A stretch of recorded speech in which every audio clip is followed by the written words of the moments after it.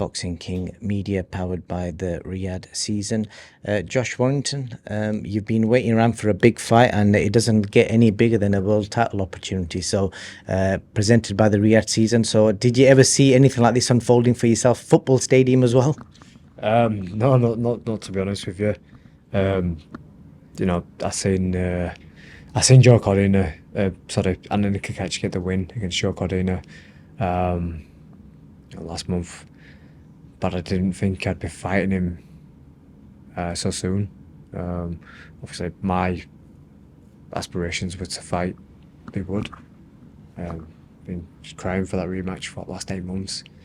This opportunity's come around, and I'm going to campaign my career, the rest of my career at super feather. So, opportunity like this to get back on top, stupid to turn it down, and it happened really fast. Here we are, and I've watched Anthony's career from afar over different years. Obviously, at one point, we were both under the same umbrella, Queensbury. A tough man, a great fighter. We're going to have great fights September 21st. What were you kind of? I know you was waiting for the Lee Wood potential fight, but in that time, whilst you've been out of the ring, what have you been doing? And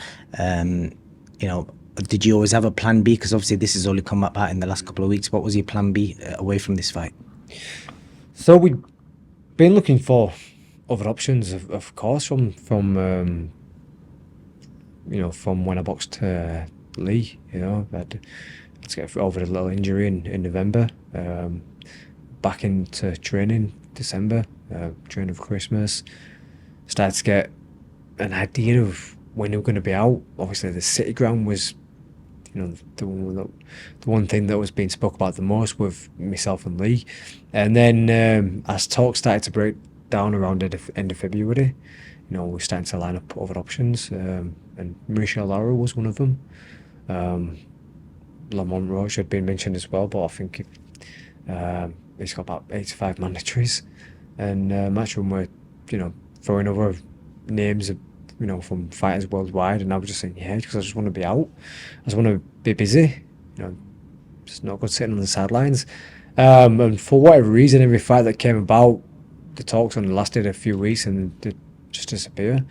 And then either Lee had come back round or Mauricio Lara had come back round, and we started getting prepared for a camp. And I think once or twice we more or less had a structure for camp and how we're going to outline, because me, my old man and a few of my team members sit down and we work out what we're going to do, and depending on when that camp starts, it's how my fitness is going into that, how my sharpness is going into that, and what we've been working on going into that. So we got to the the final stages of that, and then again they fell through.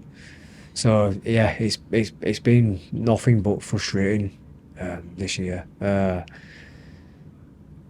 And I got to a stage where I thought, when am I going to fight? Because it'll be a year in October.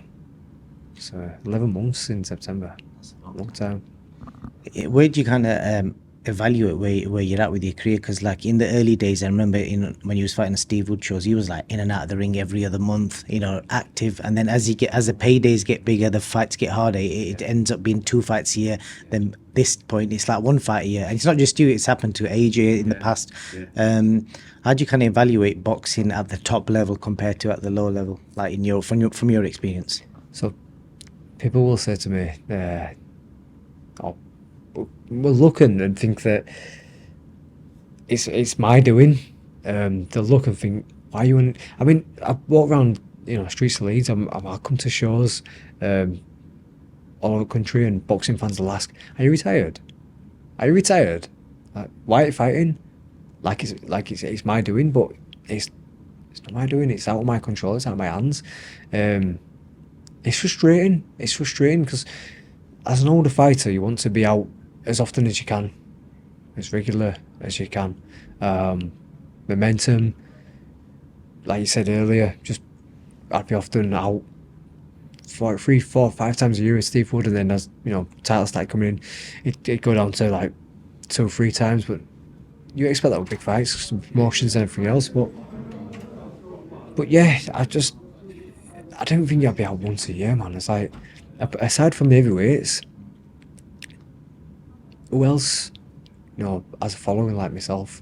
Would you ultimately blame in that situation? Is it the fighter's fault for wanting like the biggest fight for the most amount of reward, or is it the promoters not putting the fights on? Like, who'd you blame? I don't know. I don't think you can blame any one person. I think it is. I think it's a makeup of a multitude of things. You know, broadcasters, fighters, hangers on, agents, advisors.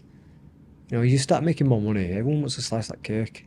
And why would you fight that person for that amount of money when I can get you X amount more? Obviously, the fighters, well, if you can get me more money, yeah, well, I'm putting my life on line every time I step in the ring. Yeah, but obviously, they've got their own agenda because they'll get a slice of that. So, and for those who don't really know about sorting fights out, it's kind of like buying a house, but 10 times worse. With parties going against each other, sometimes solicitors getting involved, and it's a lot. It's a long train, and as soon as someone gets up, then chain breaks down. It's just game over. And really, truthfully, I'd say 95% of fighters would just be happy to pick the clubs up and fight, but too many people get in their ear. And I've always kept my team really small for that reason, open and honest, transparent. It's a fascinating insight. Last question I've got for you, Josh. There's a lot of father-son boxing partnerships in the world that I'd say most of them fighters are really top level, and you see it's like a common trend when the fighters get to elite level, it tends to be the dad's training from day one. You've kind of had the similar sort of thing, so just kind of explain the biggest benefit in being loyal and staying with your dad, and also maybe a disadvantage, something that's not so great of being trained by your dad. I'll start with disadvantage first. Obviously, well, not obviously, but I mean, we can get too personal with each other. He wants to win. I want to win. He cares about me, passionate about me, and likewise. But the way that he's brought me up to be strong, well-minded, and times when we have arguments, he's never wrong and I'm never wrong. And that's not always good, because if it goes up outside the gym, then it affects that personal life. With that being said, when the arm gets raised and we get the victories, it's all forgotten about. So yeah, they're the best moments, and I'm constantly learning, even at my tender age of 33, 26 years in boxing, amateur and pro.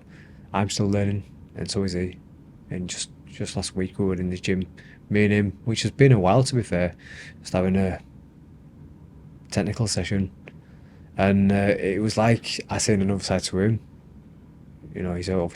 He's looking after more fighters these days, so like I say, he's having to adapt, and yeah, we started working on a few different things, and it's refreshing.